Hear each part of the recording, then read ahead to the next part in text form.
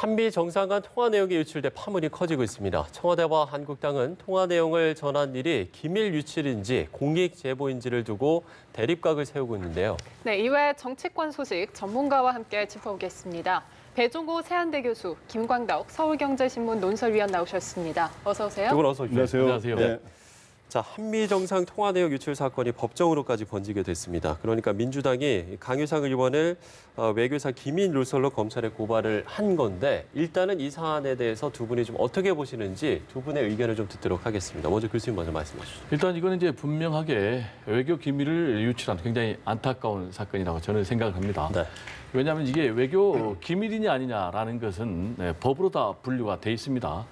그러니까 현재 대통령령에 의해서 국가정보원법에 따르면은 1급, 2급, 3급 이렇게 기밀이 분류가 되어 있는데 네. 1급 기밀 같은 경우는 만약에 그 기밀이 누설이 될 경우에 외교 관계가 단절이 될 수도 있고 또 전쟁으로까지도 이어질 수 있는 중대한 사안은 1급으로 분류가 되어 있습니다. 네. 그리고 이제 2급 같은 경우는 국가, 안보, 외교에 중대한 해를 끼치는 경우 이제 2급. 그리고 또 장애를 초래하는 경우는 이제 3급인데 이번에 이제 정상 간의 대담 또는 이제 통화 내용은 3급 기밀로 분류가 돼 있거든요. 그러니까 이런 3급 기밀로 분류가 돼 있는 것을 보안 서약까지 한 외교부 중간 관리가 더구나 사적으로 자신의 고등학교 선배, 더구나 이제 야당 정치인 아니겠습니까? 이 야당 정치인에게 이런 정보가 유치되면 당연히 정치적으로 활용이 될 텐데 그럼에도 불구하고 이것을 유출했다는 것. 한마디로 저는 국가의 중요한 외교 기밀을 유출한 굉장히 안타까운 사건이다. 이렇게 정리를 해봅니다. 네. 김 의원님은 이 사건을 어떻게 보십니까? 일단은 제가 몇 가지 측면에서 봐야 되는데요. 강효상 의원이 이거를 공개한 거는 저는 잘못됐다고 봅니다. 첫째.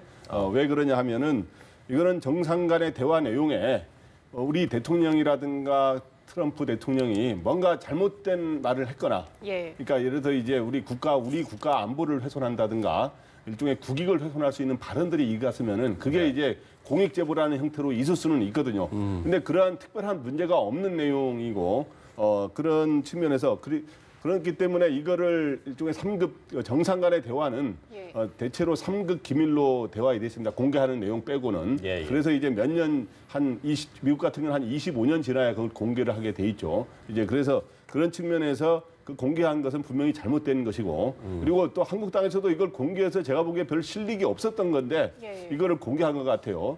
그리고 두 번째는 근데 이 문제를 갖고 3급 기밀로 분류는 됐습니다만은 이게 이제 현저하게 우리 국가의 안보와 그다음 어떤 국익을 현저하게 훼손한 이런 것들을 이제 공개되는 게 반복이 되면 미국과의 신뢰가 훼손되는 데서는 문제가 되기 때문에 그렇긴 하지만 이게 당장 그러한 건 아니니까 이거를 사법의 잣대로까지 갖고 가서 처벌을 시도하는 것도 그렇게 바람직하지는 않다고 봅니다. 그래서 오히려 이런 것들은 이제 이 발언을 입수를 했더라도 국회 본회의나 회의에서 했으면 문제가 아닌데 이거를 기자회견에서 했다는 점에서 그렇기 때문에 이 문제를 앞으로는 재발 방지라는 측면에서 여야가 이런 거를 잘 적절하게 이렇게 처리해가고 그리고 해결해가는 게 바람직하지 않은가 생각이 됩니다.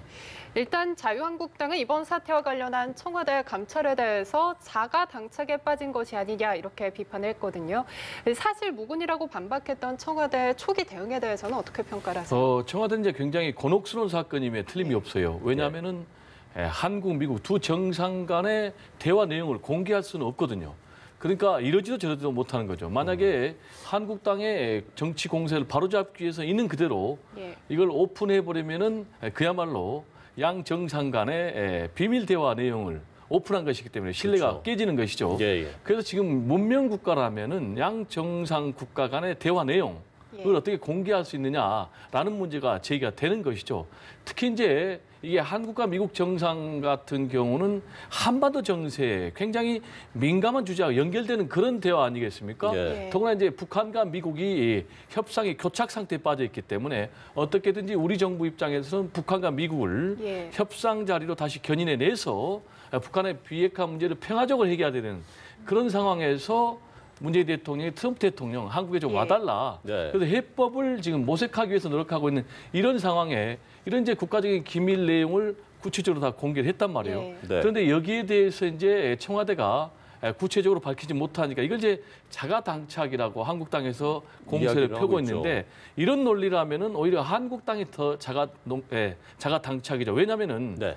지금 이제 이걸 공표를 할 때, 공개를 할 때 강효상 의원 같은 경우는 트럼프 대통령 한국을 좀 방문해 주기를 기대하고 촉구한다 이렇게 했거든요. 예. 그런데 여기에 대해서 나경원 원내대표는 저자세적인 굴욕외교다. 이렇게 또 공격을 했단 말이에요. 그럼 두 사람 말이 서로 상충되는데 제가 볼 때 이제 외교 안보에 관해서는 이거는 진보의 보수의 문제도 아니고 진영의 네. 문제도 아니고 당략의 문제로 접근해서는 안 되고 좀 초당적인 차원에서 국익 차원에서 과연 도움이 되냐 안 되냐 이런 대승적인 차원에서 좀 접근을 해야 된다. 이런 말씀을 좀 드리고 싶습니다. 네. 네. 청와대 대응 어떻게 보셨어요? 네, 청와대가 이제 처음에는 이거를 사실 무근이라 무근이요. 이 대화에 이게 강효상 의원이 기자회견을 통해서 공개한 내용이 사실 무근이라 그랬는데 지금 이거를 문제 삼는 거는 미국의 주미 대사관에 있는 강효상 의원이 학교 후배라 그러죠. 이거를 알려줬다는 기밀을 누설했다는 거로 해서 그러면 사실 그 기밀이 사실이라는 거거든요. 네. 그렇기 때문에 청와대가 사실 무근이라고 지금도 아직까지도 주장하고 있는데 그러면서도 또 이거를 또 기밀 누설이라고 하는 거는 뭔가 이제 좀 앞뒤가 안 맞는 측면이 사실 있어요. 또 하나는 뭐냐면 그 전에 이번은 이제 청와대의 이러한 거를 비판하기 위한 외교적 자세를 비판하기 위해서 썼는데 작년에 오히려 문 대통령을 좀 좋게 이야기하기 위해서 정청래 전 의원이 다 지난해 1월에 한미 정상 통화라고 하면서 그 또 내용이 사실 어느 정도까지 사실인지는 또 봐야겠습니다만은 그걸 내가 다 갖고 있다 하면서 공개했을 때는 이게 아무런 문제가 안 됐거든요. 그런 측면에서 분명하게 첫째는 강효상 의원이 잘못했다고 봅니다만은 네. 청와대도 일관된 잣대를 갖고 이 문제를 항상 해결해야 되지 않겠느냐 이런 생각을 합니다. 예. 알겠습니다. 예. 결국 본질은 이제 한미 정상 통화 내용 유출이 공익 제보냐 아니면 기밀 누설이냐 이 부분인데 그러면 이 기준점은 어디에 있다고 볼 수가 있는 거예요? 저는 이제 그 기준점은 선명하다고 봐요. 과연 국익에 도움이 되느냐 안 되느냐라는 게 기준이 되어야 된다고 생각을 해요. 국익과, 우리가 이제 네. 그렇습니다. 공익 제보라는 것도 결국은 국가 이익, 국가의 공동체에 도움이 되느냐 안 되느냐 이게 그 판단의 기준이거든요. 네. 아시다시피 어떤 부정이나 불법이나 비리가 있을 때 내부 공직자가 그걸 폭로하는 것을 우리가 그건 이제 공익제보라고 공익제보라고 하죠. 하거든요. 네. 그러면은 이번 사건 같은 경우는 문재인 대통령하고 트럼프 대통령이 한국을 좀 방문해 주십시오. 라는 문제를 논했는데 이게 뭐 부정이나 부정 불법이나 그거 비리가 아니고. 있는 그런 문제가 아니잖아요. 네네. 그렇다면 공익제보의 성격은 전혀 아니다. 저는 이렇게 좀 결론을 내리고 싶고요. 또 우리가 한국당에서 또 하나 방어 논리가 뭐냐면은 이제 국민의 알 권리거든요. 네. 그럼 이제 우리가 국민의 알 권리는 굉장히 중요하지만 모든 것을 공개하는 것은 아니고 결국은 법에 따라서 공개를 하거든요. 네. 그러니까 이번 같은 경우는 이제 외교기밀 3급으로 분류돼 있거든요. 그래서 대체적으로 정상 간의 대화 내용은 한 30년 정도 그 기밀 기간이 있다고 그래요. 그리고 30년이 지난 뒤에도 이게 과연 더 기밀을 유지해야 될 가치가 있으면 이제 다시 기밀을 유지하고 공개해도 된다면 이제 그때 공개하는 건데 그럼 이제 국민의 알 권리라는 논리도 좀 안 맞는 거죠. 네. 그럼 이제 국가의 기밀을 유치했다라는 이제 그런 부분인데 이게 어떤 부분에 또 심각하냐면은 이게 아까도 말씀드렸지만 현직 외교관 20년 이상 근무한 중견 외교관이 이걸 폭로했다는 게 굉장히 충격적이에요. 그럼 이제 외교관 같은 경우는 이런 국가적인 기밀을 접하기 때문에 애초에 근무를 시작할 때 보안 서약을 하거든요. 네. 근데 이제 그런 보안 서약을 위반하고 이렇게 기밀을 유출했고 기밀을 유출한 대상이 자신의 고등학교 선배인 야당 정치인이란 말이에요. 그렇다면 야당 정치인에게 이 기밀이 넘어가면은 당연히 어떤 형태로든지 정치적으로 활용됐을 것이다, 될 수 있을 것이다라는 걸 알았을 거예요. 그렇다면은 이 외교관도 어떻게 보면은 그런 정치적으로 악용 내지는 활용까지 염두에 둔 그런 선상에 있었다는 것을 저는 부정하기 어렵기 때문에 굉장히 우리나라 지금 외교관들의 공직 기강이 해야되지 않느냐 예. 이런 문제 제기를 좀 하고 싶습니다. 네. 지금 예. 국회의원 정보 활동을 막기 어렵다는 이런 시선도 있습니다. 일단 강 의원이 면책 대상에 해당이 될까요? 어떻게 보세요? 그 결론부터 이야기하면 이번에 그 기자회견을 통해서 이 내용 정상 간의 통화 내용을 이렇게 공개한 거는 면책 특권이 일단 적용되지 않는다고 보는 게 맞습니다. 아. 면책 특권을 보장한다는 건 뭐냐면 네. 비록 이 정보를 외교관을 통해서 알았더라도 알 수는 있어요. 경우에 따라. 근데 이제 그거를 또 국회의원이 조절해야 될 뭐가 있는데 국익을 위해서. 근데 국회 본회의라든가 이거를 국회 상임위에서 이 문제를 제기하면서 어떻게 생각하느냐고 이야기했다면 네. 면책 특권이 더욱더 보장이 되는 거로 돼 있는데 이거를 별도의 국회 활동이 아니라 기자회견을 통해서 했기 때문에 면책 특권이 일반적으로 적용 안 되는 거로 돼 있습니다. 또 하나는 이 정보를 국회의원이 그러나 이제 정상회담에서 꼭 발표한 내용 외에도 일종의 정당이라든가 언론은 국민의 알 권리라는 측면과 또 그런 거를 하기 위해서 발표한 내용 외에도 어느 정도 또 사적으로 취재를 한다든가 여러 가지 사적인 국회의원들이 또 여러 가지 채널을 통해서 네. 그런 알아보는 경우들이 있을 수 있어요. 추가적인 정보 활동을 그러니까 정보 활동을 국회의원의 정보 활동을 다 막을 수는 없는 거 아닙니까? 그렇겠죠. 그러다 보면 거기서 이제 상임위에서 질의도 나오게 되는 것이고 이러기 때문에 이거를 알았다는 것 자체가 아까 말씀한 여기 우리 배 교수님께서 굉장히 심각한 정보를 흘린 것처럼 말씀하셨는데 이런 경우는 어떤 때 언론에서 취재해서 사실 나오는 경우도 있어요. 그럴 때 그 언론이 상급 기밀을 훼손했다고 그러지는 않거든요. 일반적으로 이 정도의 정보 사항이면은 그러니까 대통령이 내용이 보면은 우리 대통령께서 이번에 한국에 한번 일본에 오시는 길에 한국을 좀 방문해 주십시오 했는데 트럼프 대통령이 일본을 방문한 길에 귀국 길에 좀 잠시 들리면 되는 거 아니냐 정도 한 내용이기 때문에 이거를 갖고 뭐 국가 안보가 어떻고 하고 그런 정도의 사항은 아닌데 어떻든 이 채널이 그렇기 때문에 이거를 어느 방식을 할 때 강압위에서 정보를 입수했느냐 자연스럽게 입수했느냐 하는 것도 하나의 형사적 책임을 묻는데 하나의 잣대가 될 수 있습니다. 제가 좀 첨언을 하면 국회의원의 이제 면책특권이 적용이 되죠. 그런데 면책특권이 적용이 되는 것은 국회에서 직무와 관련된 의정활동이에요. 그러니까 구체적으로 그러면 상임위 발언이라든지 또는 본회의 발언, 표결 이런 것들이거든요. 근데 이제 국회 정론관에서 한 기자회견 이 부분도 광의의 면책특권에 포함이 될 수가 있어요. 그런데 문제가 되는 것은 두 가지인데 하나는 과연 이 3급 외교 기밀을 입수하는 그 과정에 있어서 실정법을 지켰느냐 지키지 않았느냐라는 문제가 하나 있고요. 만약에 본인이 지금 그 외교관이 말한 대로 강유상 의원이 전화가 와서 달라고 그랬다. 라고 하면서 어떤 협박이라든지 회유가 있었다면 이거 실정법을 위반한 중대한 범죄 행위가 되는 거죠. 그리고 두 번째는 뭐냐면은 이것을 자신의 페이스북에다 공개됐어요. 이거는 문제가 되는 거예요. 노회찬 의원 같은 경우에 안기부 엑스파일 관련해 가지고 떡값 검사 실명을 공개를 했는데 이걸 지금 온라인에 공개했다고 해서 결국 대법원에서 유죄 확정 판결 받아 가지고 국회의원직을 박탈당했거든요. 그래서 이것과 관련해서 지금 보수의 외교통 전문가로 분류가 되고 있는 천용우 MB 시절의 외교안보 수석은 이거는 실형을 살아할 중대한 범죄행위다. 이렇게까지 지금 지적을 하고 있거든요. 그래서 이게 현재 검찰에 의해서 고발된 상태이기 때문에 어쩔 수 없이 이 부분은 법정에서 최종적으로 유무죄가 가려질 수밖에 없는 그런 상황입니다. 사실 오늘 강경화 외교부 장관도 이번 일은 용납할 수가 없다며 엄중 문책하겠다 이렇게 말을 했는데 그렇다면 현직 외교관 같은 경우에는 어떤 문책을 받게 되나요? 이제 외교관 같은 경우는 당장 이제 감찰을 받았지 않습니까? 그래서 내규에 의해서 중징계를 제가 볼 때는 받을 수밖에 없고 그걸로 끝나는 것이 아니고 결국 이제 형사처벌까지 받게 될 위험에 처해 있는 것이죠. 지금 이 문제와 관련해서는 외교부의 기강이 굉장히 해이해졌다라는 그런 비난을 면하기 어려워요. 그 전에도 좀 일단 의전 사고가 좀 있었잖아요. 그렇습니다. 뭐 주 말레이시아, 주 베트남 대사 같은 경우 뭐 갑질 뭐 이런 것 등등 김영란법 위반해가지고 무리를 빚어가지고 소환이 됐지 않습니까? 또는 또 한국하고 스페인 뭐 전략 회의할 때 태극기가 구겨진 채로 뭐 개양이 됐다라든지 또는 뭐 발틱 3국을 뭐 발칸으로 표현했다라든지 이런 여러 가지 크고 작은 구설수에 오를 만한 사건들이 잇따르고 있는데 이렇게 되면은 외교부의 내부의 기강이 해이해지지 않았나라는 외부의 비판을 면하기가 어렵고요. 특히 이제 아까도 말씀드렸지만 전문 직업 외교관이 이번에 또 국가 기밀을 유출했단 말이에요. 그렇다면은 내부의 이런 국가 기밀 관리 시스템에 대해서 뭔가 작동이 되지 않는 부분은 없는지 근본적으로 점검하고 결함이 있다면은 보완을 해야 된다.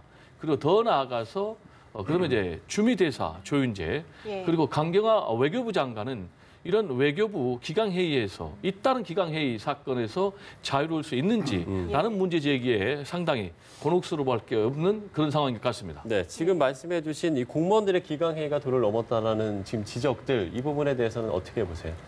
네, 그러니까 지금 얼마 전에 청와대 정책실장하고 민주당 원내대표의 대화 중에 네. 공무원들이 요즘에 기강이 해이됐다는 이야기를 서로 주고받다가 그 마이크가 켜진 줄 모르고 이야기해서 공개되지 않았습니까? 예. 근데 그게 이제 거기서는 주로 국토부 공무원들의 이야기를 그렇죠. 사례로 꺼냈는데 지금 이제 특히 외교부 같은 경우는 가장 부각돼서 거론이 되고 있고요. 외교부뿐만 아니라 지금 국토부라든가 또 환경부는 그 전에 이제 블랙리스트와 논란과 관련된 여러 가지도 있고 각 부처에서 지금 기강이 근데 지금 현재 집권 2주년이 지나서 만 2년이나 3년 차로 접어드는 상황인데 한 4년 된 것 같다라는 이야기까지 나오는 이런 상황입니다. 그런데 이제 매 임기 말에 마지막 5년 차라든가 4년 차에 많이 기강이 많이 해결되는 건 사실인데 이번 정권에서는 조금 빨리 이렇게 진행되고 있는 모습은 있어요. 대통령 지지율이 그렇다고 과거보다 낮은 거는 아닌데 그렇죠. 예. 오히려 낮은 건 아닌데 그거는 공무원들의 여러 가지 이유가 있을 수 있다 봅니다. 기본적으로 공무원들의 그거를 이끌어가는 장관이라든가 이런 사람들의 잘못도 있을 수 있고요. 본인들 공무원들의 어떤 자세, 옛날하고 다른 공직 문화 이런 것도 있지만 일단 이 정부와 관련해서는 특히 외교 문제 같은 경우는 외교안보 같은 청와대가 그거를 굉장히 주도하다 보니까 그 일을 별로 주도하지 못하고 그냥 심부름 역할을 한다고 하는 공무원들 사이에 그런 자조가 생길 수가 있거든요. 그런 측면에서 또 기강이 해이되는 이런 측면이 있을 수 있고요. 또 하나는 박근혜 정부의 국정농단 사건을 거치면서 여러 가지 상관의 지시를 따른 사람들에 대한 중간의 관리자들도 처벌을 받는 사례들이 있었거든요. 예. 그렇기 때문에 가급적 뭔가 일을 하다 보면 그런 것들이 있을 수 있으니까 가급적 일을 하는데 조심하려고 하다 보니까 일을 덜하는 복지 부동하는 이런 자세가 생길 수 있다는 점에서 이 정부에서는 전반적으로 한번 재점검해서 좀 쇄신을 해야 되는 상황이 아닌가 생각이 듭니다. 예, 사실 자유한국당 내에서도 목소리가 엇갈리고 있는 것 같습니다. 먼저 윤상현 의원은 국익을 해치는 무책임한 행동이다 이렇게 비판을 했는데 여기에 대해서 또 홍준표 의원 또한 비판을 다시 또 했어요. 이런 부분에 대해서는 어떻게 평가를 하세요? 저는 홍준표 전 대표보다는 오히려 윤상현 외교통일위원장의 말이 더 성숙한 말이 아닌가 이렇게 생각이 돼요. 그러니까 이제 보수에서도 비판의 목소리가 나오고 있지 않습니까? 그 핵심은 외교 안보 분야에 있어서는 당리당략, 진영을 초월해서 국익 차원에서 초당적으로 대승적으로 접근해야 된다 이런 얘기 아니겠습니까? 그래서 특히 이제 MB 정부에서 외교안보 수석을 했던 천용 전 외교안보 수석 같은 경우는 문명 국가에서는 있을 수 없는 일이다. 과연 누가 그럼 대한민국을 상대해 주겠느냐? 이건 국익을 해치는 중대한 범죄 행위다. 그래서 만약에 한국당이 집권을 꿈꾸는 공당이라면은 강용상 의원을 출당해야 된다. 이렇게 강력하게 얘기를 했어요. 네. 그런데 윤상현 외교통일위원장 같은 경우도 이 문제는 당리당략을 초월해서 우리가 국익 차원에서 접근해야 된다. 이렇게 얘기를 했거든요. 특히 이제 윤상현 의원 같은 경우는 이제 본인이 미국에서 정치학 박사까지 받아가지고 좀 소신 있는 그런 보수의 목소리를 낸 것 같고, 그리고 이제 반기문 전 유엔 사무총장 같은 경우도 굉장히 불행한 일이고 있어서는 안 된다. 이렇게 또 상당히 무거운 입장을 내놨지 않습니까? 그리고 또 여기에 오신환 바른미래당 원내대표 같은 경우는 굉장히 심한 말을 내놨어요. 사실상의 간첩행위다. 이렇게 지금 표현을 했는데 이 문제는 제가 볼 때 굉장히 5.18 망언에 이어서 또 다른 대형 악재가 지금 한국당에 터진 것이라고 봐요. 그래서 한국당 그리고 황교안 대표 머리가 지근지근 아플 것 같은데 어쨌든 간에 건강한 보수, 진짜 보수의 어떤 태도, 이미지, 목소리를 이런 기회에 좀 내줄 필요가 있다. 이런 말씀 좀 드리고 싶습니다. 예, 알겠습니다. 이번 문제로 다음 주도 대립각이 좀 이어질 것 같은데 일단 좀 추가적인 상황들을 저희가 좀 지켜봐야 될 것 같습니다. 황교안 대표 말씀을 해주셨는데요. 황교안 대표가 18일간의 민생 대장정을 마무리 지었습니다. 이번 대장정의 성적표라고 해야 될까요? 어떻게 좀 보셨어요? 저는 한마디로 정리하면은 절반의 성공, 또 절반의 과제, 그리고 단기 수익, 장기 리스크 이렇게 좀 정리를 하고 싶어요. 그게 무슨 얘기냐? 네, 설명해 주시죠. 그게 무슨 얘기냐면 어떻든 간에 단기적으로는 아마추어 정치인이었는데 지금 장애투쟁을 통해서 친박 비박의 내부의 갈등이 지금 없어졌지 않습니까? 네. 그리고 보수를 결속을 시켰지 않습니까? 그리고 또 지지율이 굉장히 높이 상승했지 않습니까? 그리고 또 본인의 어떤 내부 장악력을 높이고 또 그리고 한국당 또 보수의 차기 대선 주자로서의 입지를 공고히 한 것은 사실이에요. 그러나 굉장히 대립각을 세우면서 특히 이제 현 정부를 좌파 독재다 예. 라면서 강력하게 대립각을 세우면서 내부 집토끼를 잡는 데는 성공을 예. 했지만은 외연 산토끼 확장은, 네. 그렇습니다. 중도 외연으로 확장하는 데는 큰 숙제가 지금 남아있는 그런 상황이거든요. 그렇지만은 결국은 이 중도 30%에 해당하는 표심을 잡지 않고서는 특히 수도권 예. 그리고 총선에 승리할 수 없고 대선에서도 승리할 수 없거든요. 그래서 이 문제를 어떻게 해결할 것인지가 숙제로 남아 있고요. 그리고 이제 본인이 어쨌든 간에 패스트트랙 지정과 관련해서 장애 투쟁을 나서긴 했지만 네. 민생을 내걸면서도 결국은 지금 민생이 외면당하는 지금 정치가 실종된 이런 상황. 그러나 민생을 해결하기 위해서 결국은 국회로 돌아와서 예산과 입법을 통해서 해결해야 되는데 국회 정상을 위해서는 오히려 지금 본인이 걸림돌이 되는 행동을 하고 있거든요. 그래서 어떻게 다시 국회 정상화에 물꼬를 본인이 틀 것인지 이런 부분들이 좀 숙제로 남아있는 상황이다. 저는 이렇게 생각을 합니다. 보수층을 결집시켰지만 외연 확장에는 한계를 보였다 이렇게 평가를 해주셨는데 어떻게 평가하시겠습니까? 뭐 정리를 잘 해주셨는데 네. 아주 열심히 잘 설명하신 것 같아요. 근데 그 황교안 대표와 이제 한국당 입장에서 봐야 되는 게 있고 우리 이제 국민 입장에서 봐야 되는 게 예. 있는데 네.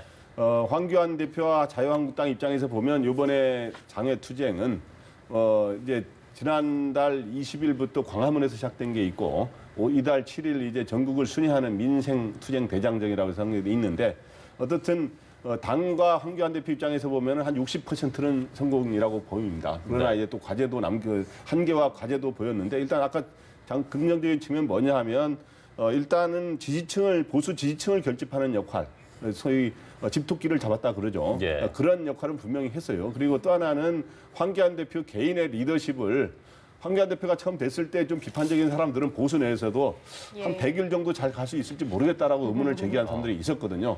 근데 일단 지금 100일이 거의 이제 채워지는 상황인데 그런 측면에서 기존의 관료가 제대로 정치적인 이런 활동을 할 수 있겠느냐라는 그런 의문을 어느 정도 불식시키면서 자기 리더십을 일종의 확립을 했다는 점에서의 긍정성은 있어요.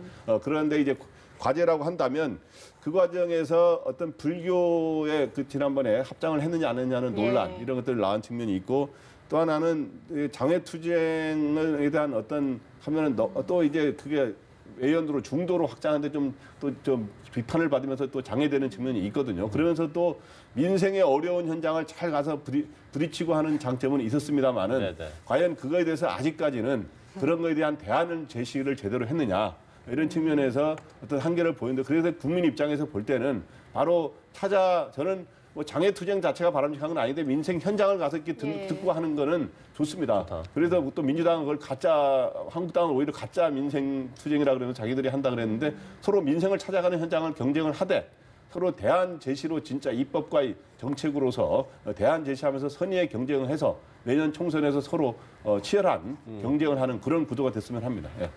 예, 민생 투쟁을 이젠 일단 마친다 이렇게 말을 했는데 다음 행보는 어떻게 예상을 하세요? 뭐 일단 마친다 했잖아요. 예. 네. 완전히 마치는 게 아니고 일단 마치면 시즌 2가 2단도 있다. 있을 수가 있는 거니까 앞으로 제2 장애 투쟁의 가능성을 이제 열어놓은 것으로 보이는데요. 네. 저는 이제 제2 장애 투쟁으로 나갈 가능성이 더 높다고 봐요.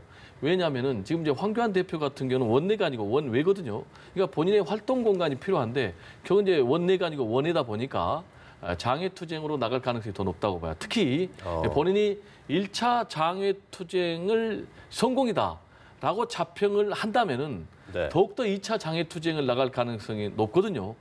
그렇다면 여기서 어떤 문제가 제기되냐면은 장애 투쟁을 계속하면 이게 결국 부메랑이 될 수가 있다는 거예요. 그게 무슨 얘기냐면은 예.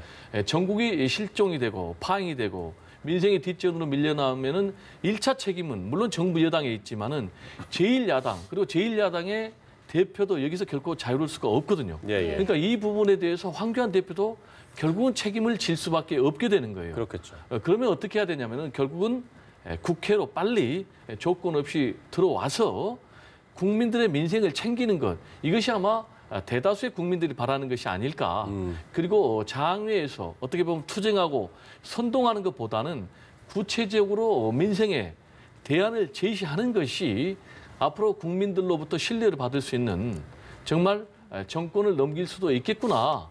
이런 이제 신뢰감을 찾는 길이 아닐까. 그래서 투쟁도 좋지만 이제는 대안을 제시하는 그런 정당, 그런 지도자의 모습을 보여줘야 되지 않을까. 이런 생각이 듭니다. 네, 황교안 대표의 향후 행보 어떻게 좀 예상을 하시는지요?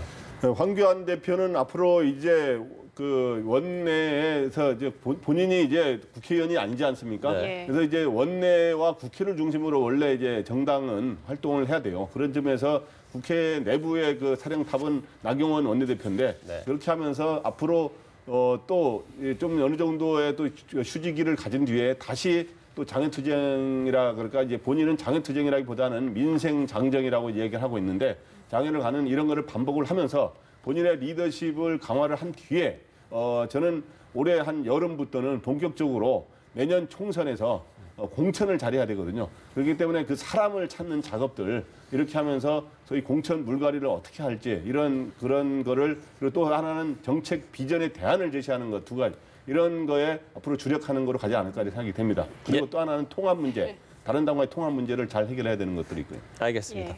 자, 정치권 이슈 배종호 세한대 교수, 김광덕 서울경제신문 논설위원과 이야기 나눠봤습니다. 두 분 말씀 고맙습니다. 고맙습니다. 네, 감사합니다.